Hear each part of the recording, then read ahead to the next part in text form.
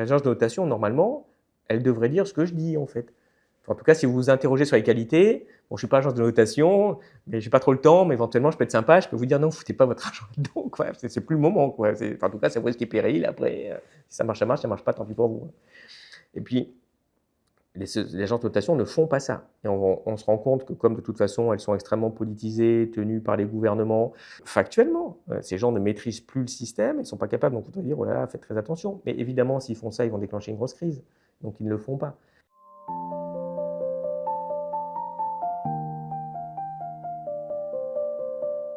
C'est vrai qu'on a parlé des USA, qui est peut-être le pire, mais ils ont la monnaie de référence, et les USA, il y a leur puissance économique. On a parlé de la France, mais vous avez tout l'arc, de toute façon, européen, qui a d'énormes problèmes de dette publique. La France, certes, grâce à Macron, est le leader, mais on est bien leader quelque part. On est leader dans des emmerdements de dette, mais la dette italienne, elle est plus élevée que la dette française. La dette espagnole, elle n'est pas fantastique. La dette portugaise est en amélioration, mais elle a des niveaux très élevés. Et si un de ces pays commence à lâcher en termes de problématiques qui inquiètent les marchés vont être inquiets sur tout l'Occident, en fait.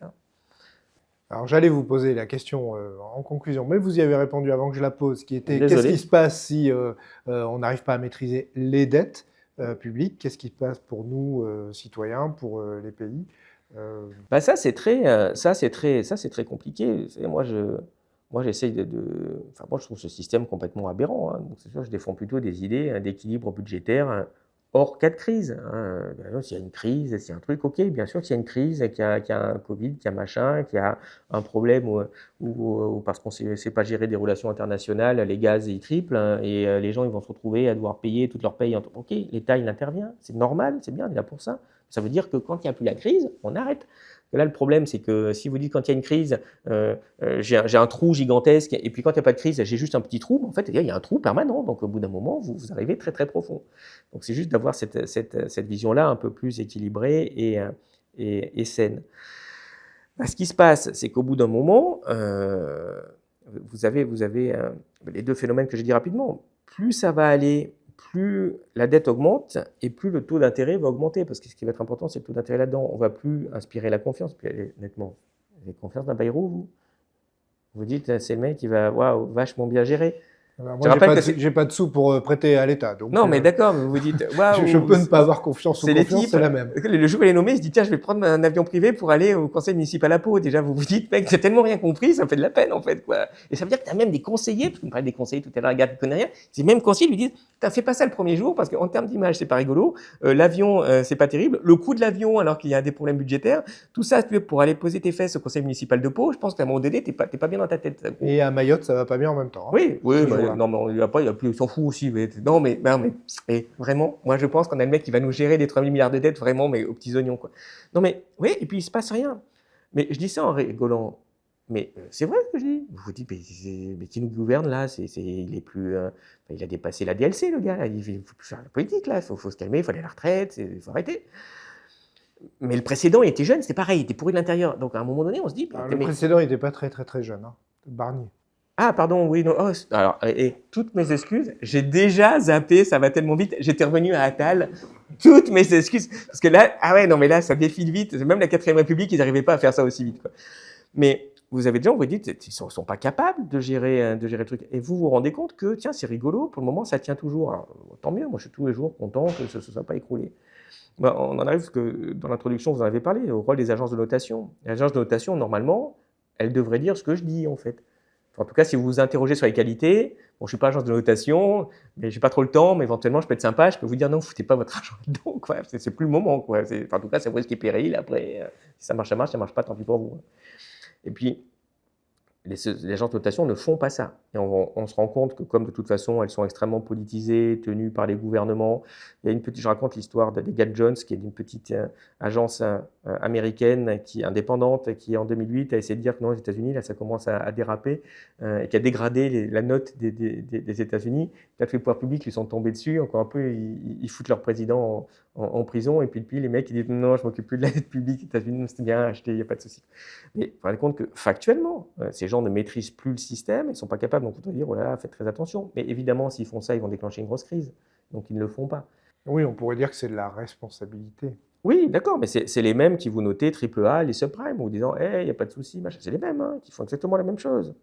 Donc quand même, les marchés commencent à se rendre compte qu'il y a un problème. Et là, vous avez un truc très très drôle, c'est que maintenant, les marchés financiers, alors ils ne sont pas encore en train de s'affoler, mais ça se tend quand même. Vous vous rendez compte qu'ils notent, enfin qu'ils notent, ils ne font pas de notation. La notation, c'est donne-moi ton taux d'intérêt. En fait, que le taux d'intérêt de la France, comme vous l'avez dit tout à l'heure, maintenant est supérieur à celui du Portugal. Mais la note de la France est très supérieure à celle du Portugal, une note de qualité. Donc vous voyez qu'il y a une très grosse différence entre l'appréciation de l'agence et la réalité du marché. Et elles font tout pour ne pas confirmer le marché, parce que sinon ça va générer une crise. Et donc, ce qui se passe dans les conséquences, puisque c'est votre question, j'essaie d'y revenir, bah, c'est dans un premier temps, les taux d'intérêt augmentent, donc plus ça va, plus donc la dette augmente et le taux d'intérêt va augmenter, donc la charge d'intérêt va augmenter. Donc tous les ans, vous allez dire, je vais essayer d'équilibrer mon budget, il faut que je réduise mon déficit, mais sauf que la partie dette, elle va augmenter de plus en plus. Donc autrement dit, vous devez faire un effort de plus en plus important sur la dépense réelle publique hors charge d'intérêt, donc ce qui fait vivre l'État. Donc, évidemment, les services publics en particulier. Mais là, il y a un deuxième truc qui n'est plus justement les services publics, et c'est pour ça que ça va mal sur, si vous regardez, hein, sur tout ce qui est la poste, machin, vous regardez. Et c'est ça qui met les gens un peu en dissonance cognitive et qui énerve les gens, et je comprends. Les gens disent, mais j'ai comme l'impression, et pas que l'impression, de payer beaucoup d'impôts, voire de plus en plus. Et mes services publics, ils vont de plus en plus mal. L'hôpital, machin, machin. Alors, une partie est un peu liée, c'est des choses qu'on explique beaucoup sur Lucide, hein, pour expliquer ce qui se passe, pour bien comprendre, avec des graphiques, avec beaucoup d'articles toutes les semaines, on fait une grosse analyse sur ça. Bon, une partie, c'est lié au fait que vous avez un vieillissement de la population, donc la retraite, la santé, ça coûte de plus en plus cher, c'est la conséquence de vivre de plus en plus vieux, je suis désolé, et que ce soit public ou privé, ça coûtera plus cher, c'est comme ça. Mais vous avez aussi une grosse partie, et ça qui est purement française et macroniste, c'est j'ai fictivement subventionné l'économie pour faire croire qu'elle va mieux que ce qu'elle va en réalité. Et donc, il y a à peu près 100 milliards on va voir plus, suivant comment, pardon, 200 milliards, suivant comment on compte les choses, de subventions aux entreprises, diverses et variées, alors que d'un côté, c'est des soutiens, un peu de soutien réel à l'activité économique. Une bonne partie, c'est je baisse fictivement le chômage, c'est-à-dire que je vous paye des apprentis, des gens comme ça, des jeunes. Oui, mais attends, si encore c'est de l'impôt qui paye ça, on peut discuter. Hein, façon emploi jeune, machin, largement décrié autant que passé. Une fois, c'est ce que fait Macron, on va payer ça emploi jeune. Mais sauf que c'est pas du tout financé par l'impôt, c'est financé par de la dette. Donc on se rend compte de l'absurdité de faire de la dette pour avoir payé des salaires sur des jeunes en apprentissage qui ont coûté extrêmement cher.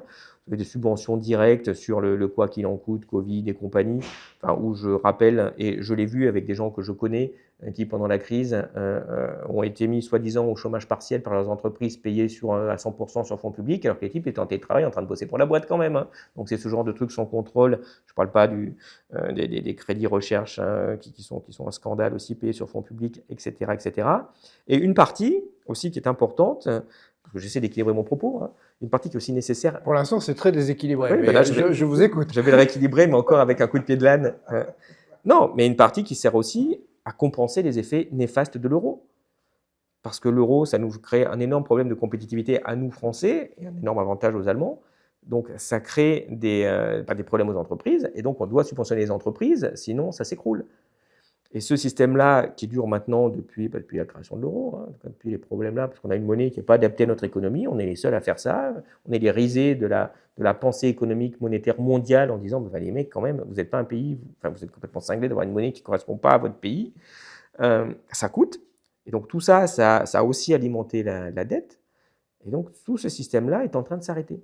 C'est ce que le prochain budget, s'ils arrivent à le faire passer, va faire. C'est-à-dire que je vais couper dans les emplois jeunes, donc je vais augmenter le chômage. Je vais couper dans les soutiens réels aux entreprises, donc je vais augmenter les faillites d'entreprises. La compensation des effets de l'euro, on n'a plus les moyens, donc problèmes de compétitivité qui vont alimenter les deux problèmes précédents. Tout ça, ça va alimenter des chutes de recettes fiscales et des chutes de l'activité économique. Donc c'est sûr que notre environnement économique dans les années à venir va pas être simple, parce que justement, ce robinet à dette, ce robinet à cocaïne euphorisante, gratuite, qu'on a fait depuis un certain temps, va s'arrêter, et donc la fête, effectivement, va être finie.